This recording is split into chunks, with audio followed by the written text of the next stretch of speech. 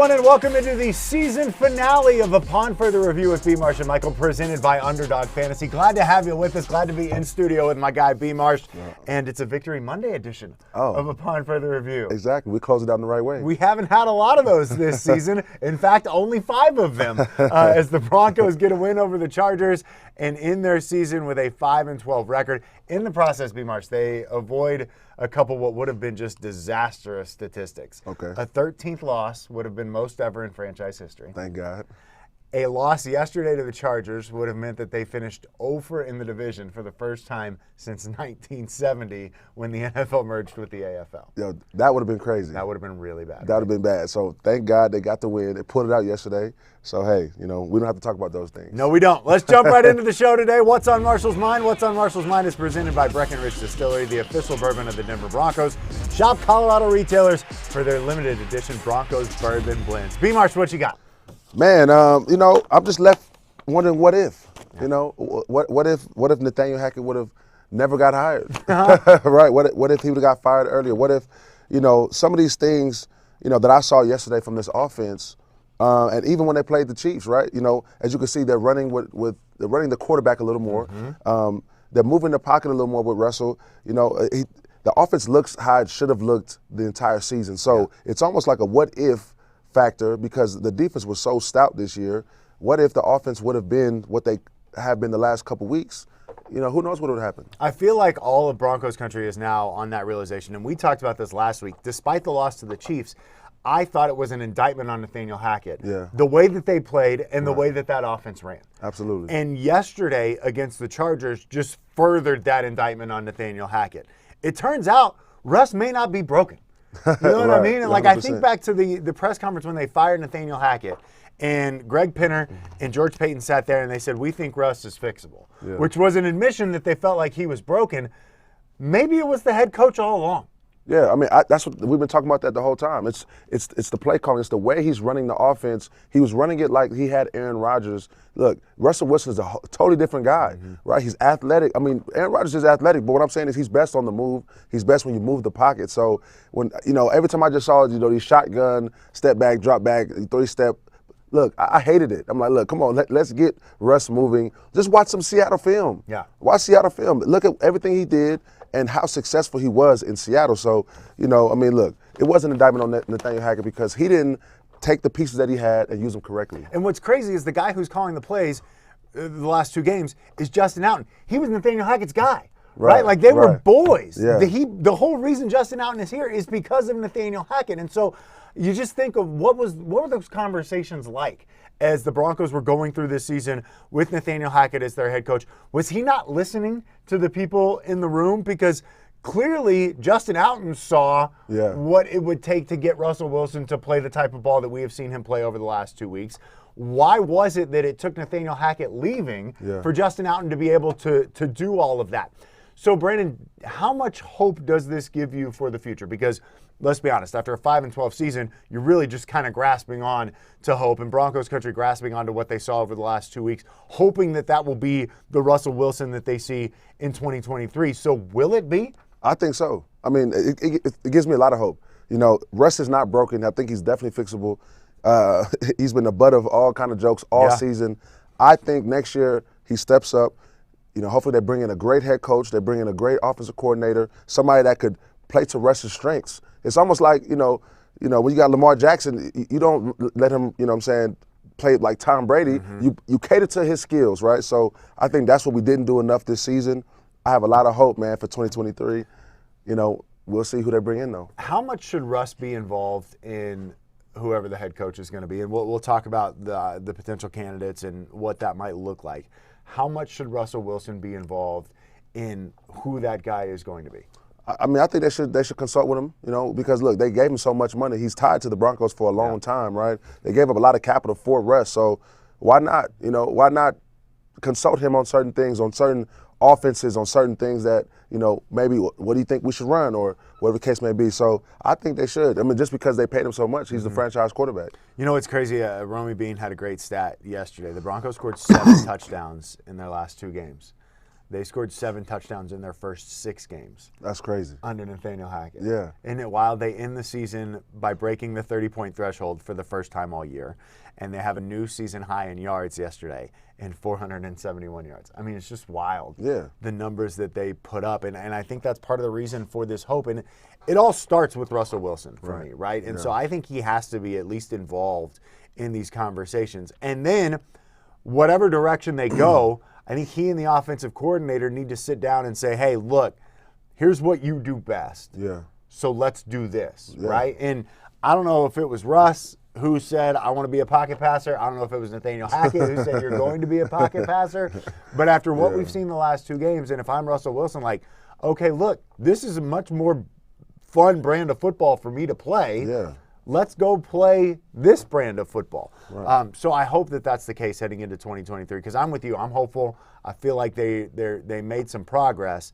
Now the question is, can they continue that? Speaking of progress, Jerry Jeudy over the last couple games has been fantastic. Finished the season with a career-high 154 receiving yards. 2 of his top 4 best games in terms of yards have come in the final 3 weeks of this season. 154 yards yesterday, 117 yards against the Rams on Christmas. I think that the Broncos now are in a position to pick up his 5th-year option. I thought all along they were going to do that. Jerry is playing like a guy who knew that his 5th-year option was coming up here in a couple weeks and that the Broncos were going to have to make a decision on his future. Still obviously have him for next year in his 4th year, but you're talking 2 years down the road, that 5th-year option, I think they pick it up. I think they keep Jerry Jeudy. I think they pick it up as well, because he's trending in the right direction. And, you don't want, from an organizational standpoint, you don't want a Josh Jacobs situation where you decline it and then he goes crazy and then now it forces your hand. What are you going to do? So, the way that Jerry's looked, right, either he's figured it out or, the new play caller's figured it out or him and Russ has figured it out, but whatever the case may be, he looks great. He looks like wide receiver 1, right? So to have him and Cortland on hitting on all cylinders, man, I'm excited for the future, man. I think he can be a special talent. I mean, he is a special talent. I thought he could be a special guy in the league all along, though. You think he should be wide receiver 1 for this franchise moving forward? And Cortland Sutton kind of had that role. It's almost as if Cortland had it because they needed to give it to somebody. They had to, right? After DT. They had to. Because of, potential. And it felt like Cortland should be that guy. Yeah. I don't know that Cortland necessarily earned it with his play. Right. I don't think he lived up to it this season, and obviously injuries played a factor into that. Yeah. But you think Jerry Jeudy should be priority number 1 and wide receiver number 1 for this franchise? Absolutely. I think they gave it to Cortland after DT. They had to. Yeah. They drafted a DT-like body type, a DT-like player in Cortland Sutton. Now, he made the Pro Bowl, so he's played some good football, but overall, I think Jerry Jeudy is the most well-rounded receiver. He's the most talented receiver. I'm not sure if he's a winning blocker, but at the end of the day, you could do a lot with Jerry. So I think he should be the focus moving forward. 3 of his 5, he's had 5 100-yard games in his career. 3 of them came this season, including obviously the 2 that we talked about, and then week 1 in Seattle. And then, of course, he had his 3-touchdown performance against the Chiefs in week 14. Oh, by the way, there was no Cortland Sutton in that game. Right. And I think that's an interesting dynamic that the Broncos are going to have to work out because right now, Russ locks in on 14 sometimes. Yeah. And just absolutely, no matter where he is, no matter how many guys are on the field, I'm going to Cortland Sutton. I think that he's got to get that out of his head next year and maybe spread the wealth a little bit. Obviously, you add Tim Patrick back into the mix. I think it's going to take him a couple weeks coming off an ACL to really kind of get up to speed. But I'm with you. I think Jerry Jeudy could be that guy that the Broncos thought he was going to be when they took him in the first round a couple years ago. That's another reason for hope and another reason for excitement for this team. Obviously, a big decision to make there on his 5th-year option, but I think it's a clear-cut decision at this point. Still to come, the Broncos have a lot of other options that they have to make. We're going to play a brand new game. Re-sign them or let them walk. We will discuss which free agents might be hitting the door or might be signing new checks here in Denver. Plus, what about that head coaching position? What should the Broncos do with that? Sean Payton, Jim Harbaugh, or maybe somebody else that you're not thinking of? We will discuss all that and more next right here on Upon Further Review, B. Marsh and Michael, presented by Underdog Fantasy.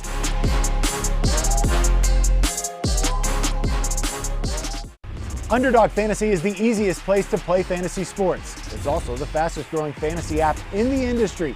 Visit UnderdogFantasy.com or find them in the App Store.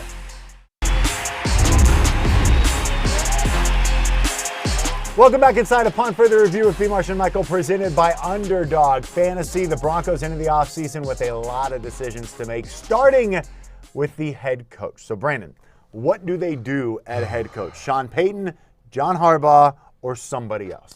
You know what? I'm a fan, first of all, of both of those candidates, to be honest with you. I mean, I don't think you can go wrong with either one. Now, I think it just matters what it takes to get Sean Payton. You know, what is it going to take? You know, I mean, look, how much money are we going to have to trade or what? You're going to have to trade. You have to trade right? for Sean Payton. You go back to 2002 when John Gruden was traded to the Raiders.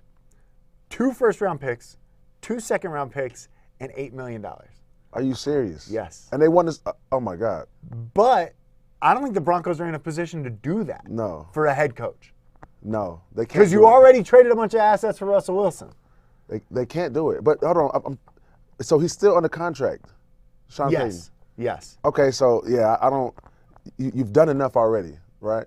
I think you need to get somebody that you can get. That without having to mortgage the future of your franchise. Absolutely. And Sean Payton would mortgage the future of the franchise. I think Jim Harbaugh, I'm a fan of Jim, you know, from his 49er days, from, you know, he's been successful wherever he's been. University of San Diego, Stanford, the 49ers, Michigan. He is a proven winner, right? So if you can lure him away from Michigan in that big money market in Michigan, because I know they pay well over there, right? The Broncos pay well as well. So hopefully they can lure him away, and I think Jim Harbaugh should be the guy. $20 million is allegedly rumored to be the price. For Jim? Yeah. Yikes. You paying $20 million for a head coach? At this point, you know, really? I mean, look, how many have we had? You know, we've had 5 in the last 8 years. We've had 5 in the last 8 years. We have no consistency, no longevity, no wins. Okay, no playoffs in the last 7+ years. Yeah. I think at this some point, you know what I'm saying, the Walton Penner Group, all right, the Walmarts, they need to do something, make a big splash in a big way. Would you be disappointed if it's not Harbaugh or Payton?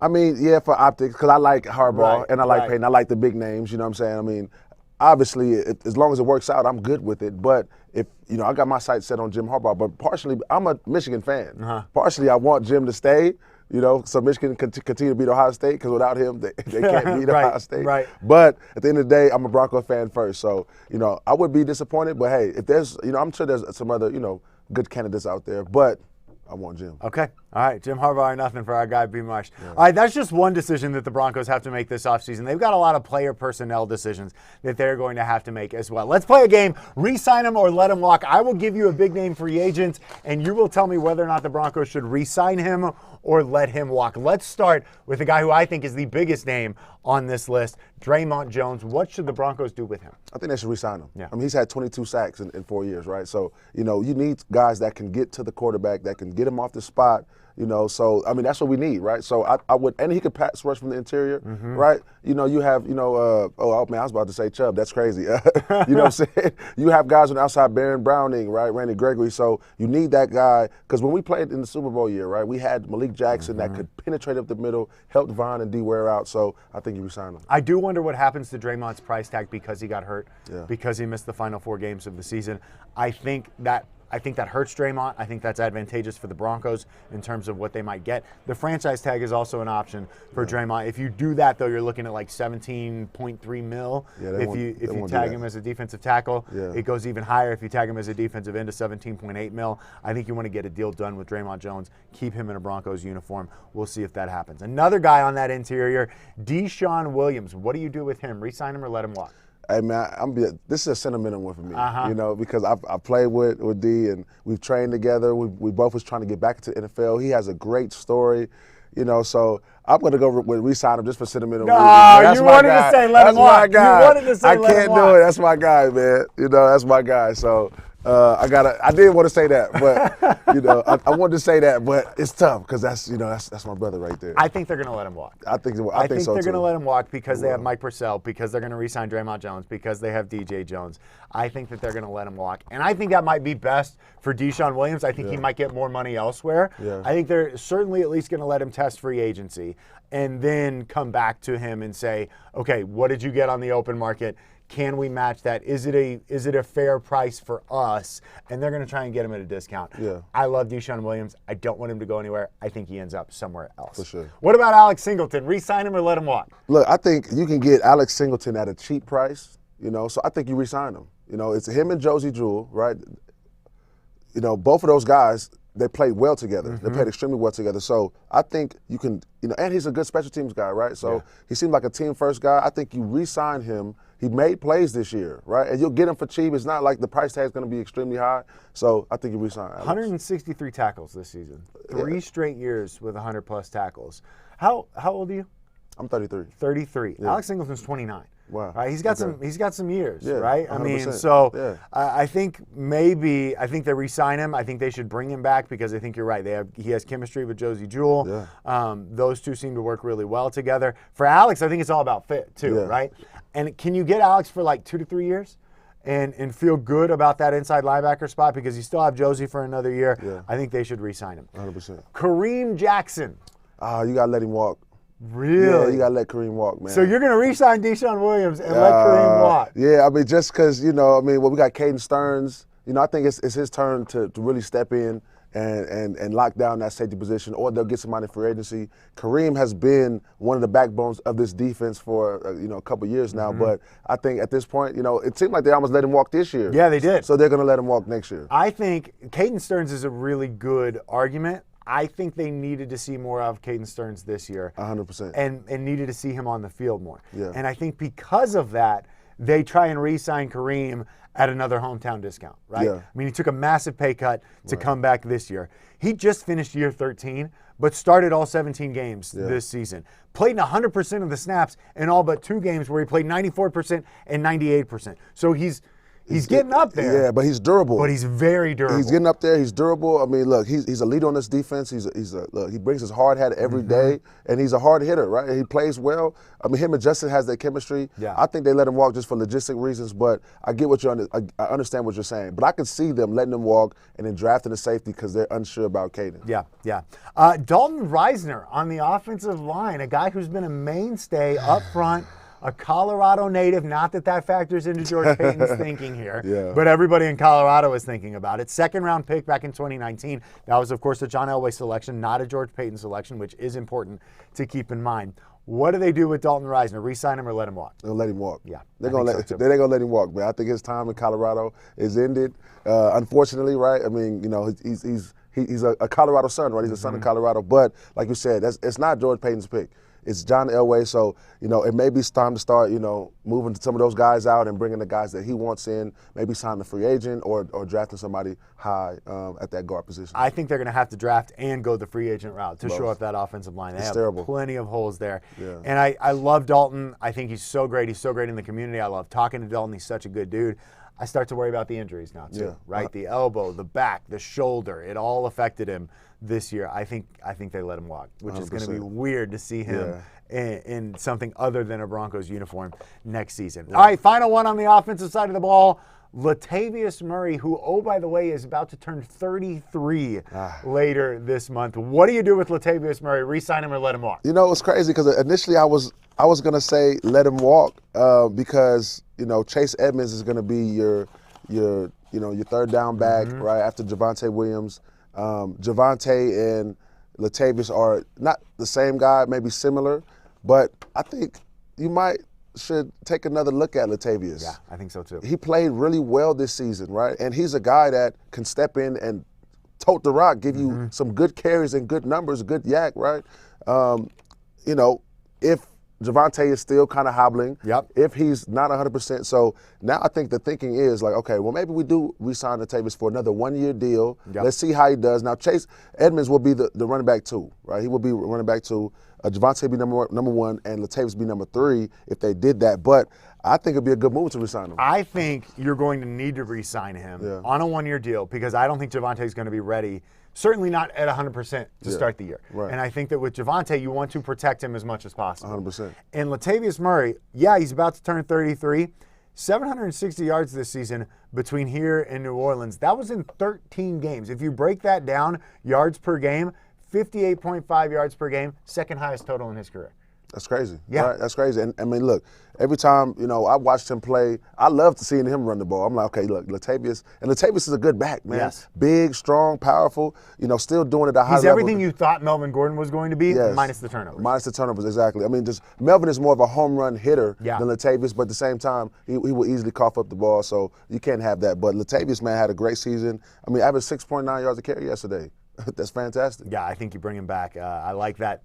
Look, in the NFL, you need multiple running backs. You have to have it. And if you can get a guy who's a vet at a decent price, which I think you're going to be able to get for Latavius Murray. Remember, the Saints were going to kick him back down to their practice squad before he ended up here in Denver. I think you can get him at a good deal. I think you re-sign him. All right, that was re-sign him or let him walk. Now let's jump into our report card. Today's report card brought to you by Colorado Lottery. Play CBS Sport, pick the score for your chance to win $1,000 in scratch tickets. Enter at cbscolorado.com/contest. I like this today because I'm just peppering you with questions. Yeah, it's all good. I'm putting you enjoying right it. on the spot. Like the lights are bright. I love it. I love it. Okay. All right, we're going to go season-long grades here Okay. rather than just individual grades. And we're going to start with Jerry Rosburg, which is really just kind of a last 2-week grade, if you will. What grade are you giving Jerry Rosburg for what he did over the last 2 weeks? Okay, cool. Because season in last 2 weeks is different. I'm going to give him a B. I'm going to give him a B over the last 2 weeks. I thought he made some really good moves, right? I thought he put this team in position to actually win when it seems like they were struggling, right? So I felt like, and we've had this conversation, we felt like we're watching the same game over and over again, week in and week out. Doing the same show over and over again, week in and week same out. show. When Rosburg took over, it seemed like, we had something to talk about. It was a little more exciting brand of football as well. So a little more competitive. The team looked like like they were more in sync. So I'm going to give him a B over what he did the last 2 weeks. Are you resigning or letting Jerry Rosburg walk? I would resign him, but it depends on who the head coach is. His ego's involved, right? Because, look, let's just say it's Jim Harbaugh. He's going to want this or he's going to think this. And then, Rosburg is, it just depends, right? It could be some bumping of the heads, but I would like to have him on the team somewhere as a consultant because he seems like he knows what he's doing. And as we talked about last week, he certainly displayed some characteristics that I think the Broncos should be looking for in their next head coach. Season-long grade for Courtland Sutton. Man, I'm going to give him he gets a C. I think Courtney gets a C.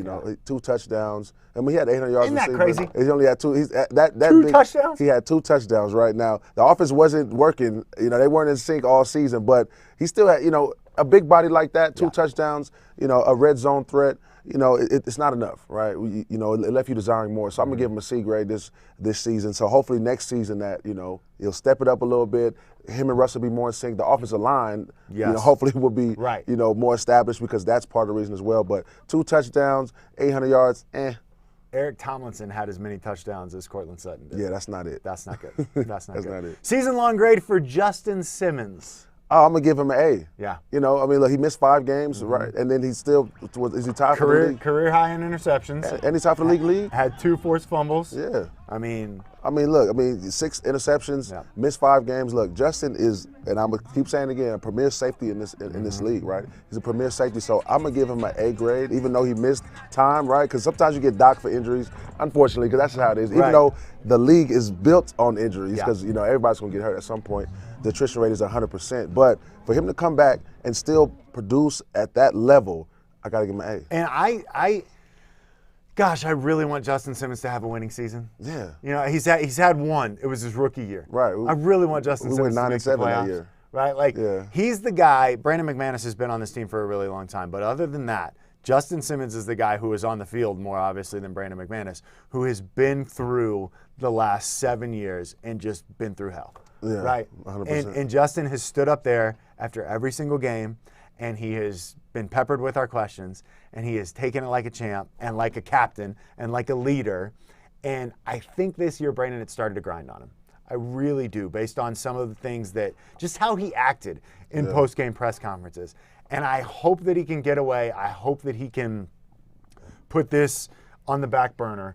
And I hope he comes back next year, and I hope he gets the season that he deserves, because he's a guy who's absolutely balled out every single year, and he deserves better than what he's getting from this franchise right now. So I'm with you on the A. I just hope that ends up being a better situation for Justin Simmons moving forward, because he's a guy that the Broncos are tied to, and that he's tied to this franchise for a long time. All right, final grade, the Walton Penner Group, the Walmarts. What are you giving them? Okay, the Walmart. Okay, so so my question is, when Nathaniel Hackett got hired, That was before. That was before. That was before ownership change, Yeah, right? yeah. Okay, I'm gonna give them a B. Okay. I'm gonna give them a B because they had the wherewithal to get rid of Nathaniel Hackett, Mm-hmm. you know what I'm saying, and not let it drag out too long. And they say, look, we're coming in to win. It seems like they're here to win. Yes. And I love that, right? They're here to say, look, we're not sitting here waiting, you know, a couple years and say, oh, you know what, we just want to own a football team, you know. No, we're gonna win this game. We're gonna try to win in this league. So I give them a B for getting rid of Hackett, right, and shuffling some things in that front office, which I think they've done, you know, which is why the brand of football has changed over the past 2 weeks. So, you know, and they're trying to go get some big guys, right? I think they're going to swing for the fences for the next head coach. So, I mean, it seems like, you know, they're here to win. I feel that energy from them, so I'm going to give them a B. I like that. I think you're right. I think their first move was to come in and kind of survey the landscape, right? Absolutely. Kind of get the feel for how this organization runs, what's happened over the last several years, and now, okay, we're going to start making some moves. Yeah. And I think this offseason is going to be a big offseason for them, and I think that they have already proven that they're not going to stand for bad football. They're not going to stand for getting embarrassed, which is what we saw on Christmas Day, and then subsequently led to the firing of Nathaniel Hackett. All right, that's going to do it for your report card today. When we come back, we will zoom around the league. The playoffs start this week, so who is our Super Bowl favorite? We will have that and more next, right here on Upon Further Review with B. Marsh and Michael, presented by Underdog Fantasy.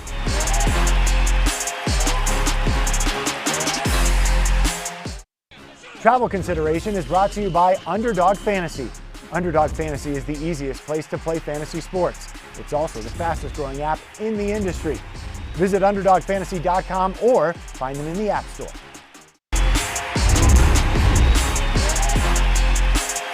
Welcome back to Upon Further Review with B. Marsh and Michael, presented by Underdog Fantasy. It is time now to zoom around the league. Zoom around the league brought to you by ZoomCare. Visit ZoomCare.com to learn more about their Beyond Better urgent and primary healthcare clinics in Denver and in Boulder. And let's start with what we saw Saturday into Sunday, everyone paying tribute to Bills safety Damar Hamlin. Yeah. Before we get to the tributes, B. Marsh, we didn't have a chance to talk about this because we had a show on Monday before the incident happened on Monday Night Football.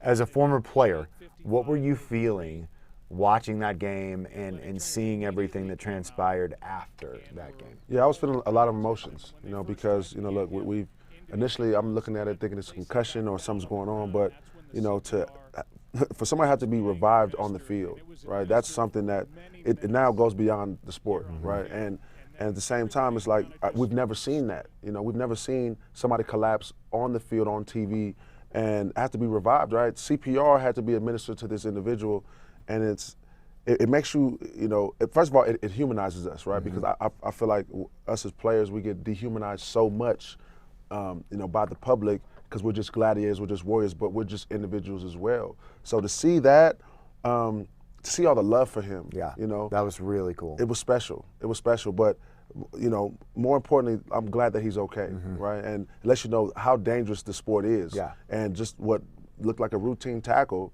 you know, almost took this kid's life. If you were still playing, would it have given you pause to put on your helmet and shoulder pads the next week? Yeah, absolutely. You know, it definitely would. Now, at the end of the day, you know, because when you look at it, you're like, yo, I'm playing a game, right, that I'm ultimately putting my body on the line and my life on the line, right?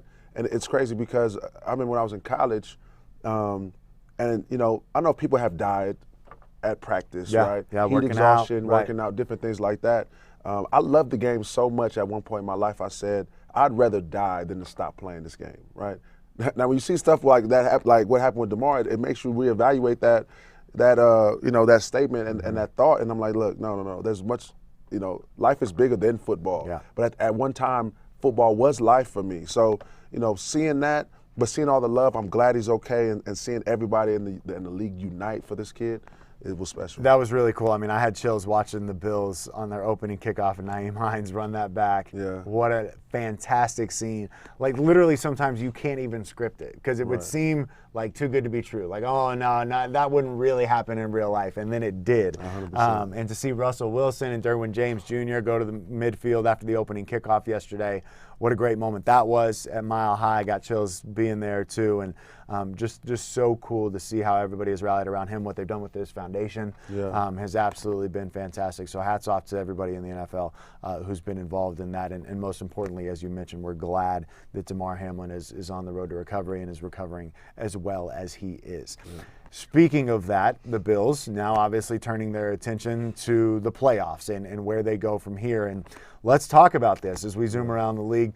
What is going to happen in the NFL playoffs? Who is your Super Bowl favorite, and who comes out of the AFC, who comes out of the NFC? Man, so I picked in the beginning the Bills to come out of the AFC, Okay. and I got to stick with it. I think they're going to miss Von Miller, though. Yeah, cause, for sure. Because Von is a gamer, and he's somebody that gets in the playoffs and just shuts it down, and he steps it up to another level. So they're going to miss him when they get to play Kansas City, right? Because I believe they're going to get to play Kansas City.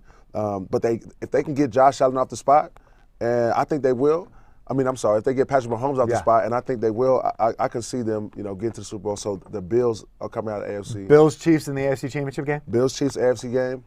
AFC Championship game, Bills going to win that. All right. Finally. I like that. I like that. Yeah. Can we talk about Patrick Mahomes and Ring Around the Rosie? Oh, my God. So disrespectful. Thank you. They just play schoolyard football, and that's the thing. It was, like you said, it reminded me when Terry Terry Poe, Poe. Look, Andy Reid, he doesn't get enough credit. Am I tripping, or does Andy not get enough credit? Andy Reid is amazing, right? Now, I'm not sure how much input Patrick kind of has in there, but Andy Reid is somebody who calls amazing plays. I would have him be my offensive coordinator if I was ever head coach in the league. But look, man, that was crazy. And they scored a touchdown. Right. You know what I'm saying? I think it got called back, right? Yeah. But at the same time, it's still, for them to even score. That was purely a sign of we're better than you. Yeah. We know we're better than you, Right. and we're going to show it off. You know what I mean? Crazy. Crazy. NFC. Who you got coming out? I got the Eagles. We're gonna differ on this. I got the Eagles. I think Jalen Hurts comes back. I think they play really well. And really, I have the Eagles because I don't trust anybody in the NFC. Yeah. I don't trust the Vikings. Yeah. I don't trust the Tampa Bay Buccaneers. Right. I certainly don't trust the Dallas Cowboys with what they have done. Absolutely. I'm not trusting Geno and the Seahawks, right? So it's like process of elimination, Right. and you're basically left with the 49ers and the Eagles, and I'm going to go with Philly. Yeah, and I got 49ers and Eagles actually in the NFC Championship game. And I think 49ers, their defense will prevail. They have the number one defense. Yeah. Been having the number one defense all season, right? Now, they have a lot of weapons on offense. Now, they have a young quarterback that, is unproven in the playoffs, right? But it's almost seemed like it's been plug or play for them at the 49ers organization at quarterback. It doesn't matter who's in there, they still win, right? So I got the 49ers coming out of the NFC. Like you said, you can't trust the Vikings. They have the last pass defense in the NFL. They're so up and down. Kirk Cousins is, he's played well. Actually, he's played well, but at the same time, He's still Kirk Cousins. You know how he can be, right? So, PTSD. yeah, I have the 49ers coming out of the NFC. It's crazy. We did this and we didn't even mention the Bengals, who, by the way, And the Bengals, incredible winning streak. They're on a tear, Yeah. and they could easily beat the Bills and the Chiefs. So, you can't sleep on Joe Burrow. Yeah, we're going to talk about the Bengals right now because we're going to jump into our Underdog Fantasy game for this weekend. Underdog Fantasy, the easiest place to play fantasy sports. It's also the fastest growing fantasy app in the industry. Here's the deal. Because of Monday night's matchup, we did not get to complete our regular season. So we're going to do what the NFL was going to do. We're going to flip a coin. I'm going to let you call, and the winner will be our regular season fantasy champion, and then we're going to play some playoffs. This is hilarious. Yeah, you ready? Tails. Tails never fails. Tails never fails.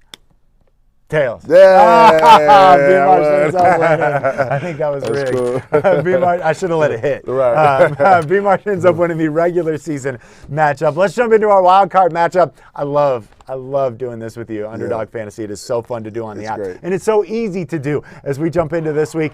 Team Spencer, Team B-March, I'm going to go number one overall. I'm going to go with Chargers running back Austin Eckler as my number one overall pick. I don't love the fact that he played so much in that game yesterday at Mile High. I don't know why Brandon Staley did that, and it ended up costing him with some serious injuries that you hope aren't too serious heading into this weekend.